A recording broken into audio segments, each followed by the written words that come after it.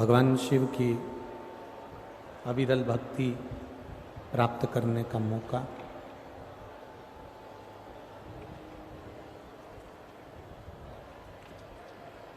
सुबह 4 बजे से 5 बजे से आप सभी यहाँ आना प्रारंभ हो जाते हैं। बड़ी मुश्किल से ये शिव महापुराण की कथा श्रवण करने का सौभाग्य प्राप्त होता है।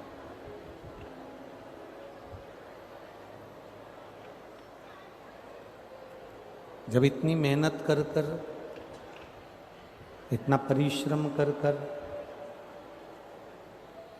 आप जब इतनी दूर से आते हो तो अपने आसपास में जो भी बैठकर अगर बात भी करे तो उसको चरणों को प्रणाम कर कर नमन कर कर कह दिया करो, भैया 3 घंटे की कथा में से हमको 2.5 घंटे मिलते हैं, वो हमको सुनने का मौका मिला है। थोड़ा मौन रहकर इस पावन कथा का लाभ लेकर अपने जीवन को सार्थक बनाना।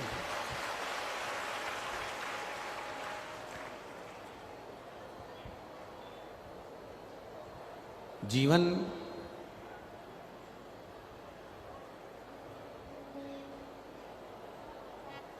पूरी जिंदगी निकल जाती है मनुष्य की, पर शिव को पहचान नहीं पाते। क्योंकि भगवान शंकर आपके नजदीक में रहते हैं।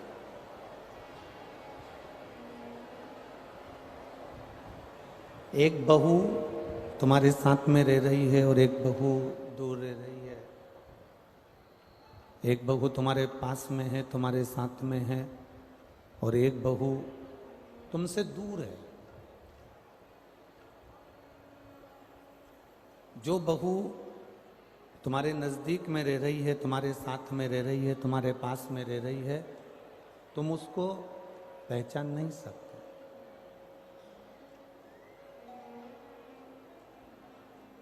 आप उसे पहचान नहीं पाओगे। जो दूर रह रही है आपको ऐसा लगेगा कि वो ठीक है, वो श्रेष्ठ है, वो दूर है।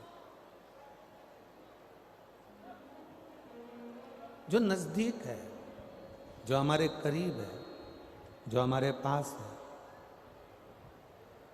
हम उसको पहचान नहीं पाते।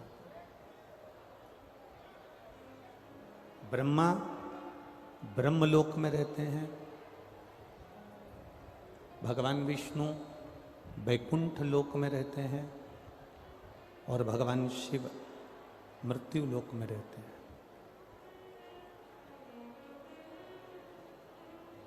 अब मृत्यु लोक में जो देवादिदेव महादेव रह रहे हैं, ये हमारे करीब में, हमारे पास में, हमारे नजदीक में। ब्रह्मा जी ब्रह्मलोक में हैं, भगवान विष्णु वैकुंठ लोक में हैं, और भगवान शिव मृत्यु लोक में। हमें ऐसा लगेगा कि हम ब्रह्मलोक के देवता को श्रेष्ठ मान लें, हमको ऐसा लगेगा कि हम वैकुंठ लोक के देवता को श्रेष्ठ मान लें, हमको ऐसा लगेगा कि हम उनको श्रेष्ठ मान लें, और हमारी बुद्धि से हम देवताओं में भेद करते हैं। हम अपनी बुद्धि से देवताओं में भेद करते हैं। पर शिव महापुराण की कथा कहती है कि देवताओं में भेद कभी नहीं होना चाहिए। देवताओं में भेद श्रेष्ठता नहीं है। कोई तुमसे कह दे कि ब्रह्मा बड़े हैं, कोई तुमसे कह दे कि विष्णु बड़े हैं, कोई तुमसे कह दे शिव बड़े हैं, इन तीनों के क्रम में अगर हम अंदाजा लगा कर देखें, इन तीनों के क्रम को अगर हम देखें, तो भगवान शिव के ऊपर जो जलाधारी रखाती है, भगवान देवादिदेव महादेव के ऊपर जो जलाधारी रखाती है, वो उसमें 3 टेकियां होती हैं।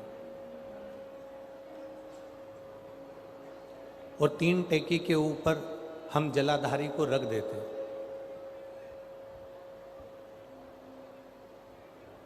और फिर वो जलाधारी में से एक एक बूंद जल शिवलिंग के ऊपर गिरता रहेगा।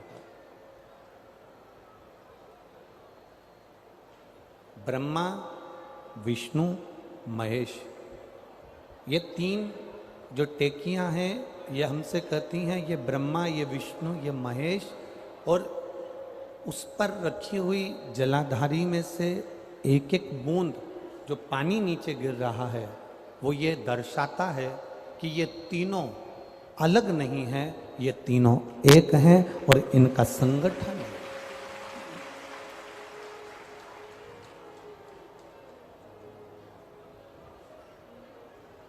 ये दुनिया की दृष्टि में भेद हो सकता है, पर परमात्मा की दृष्टि में कोई भेद नहीं।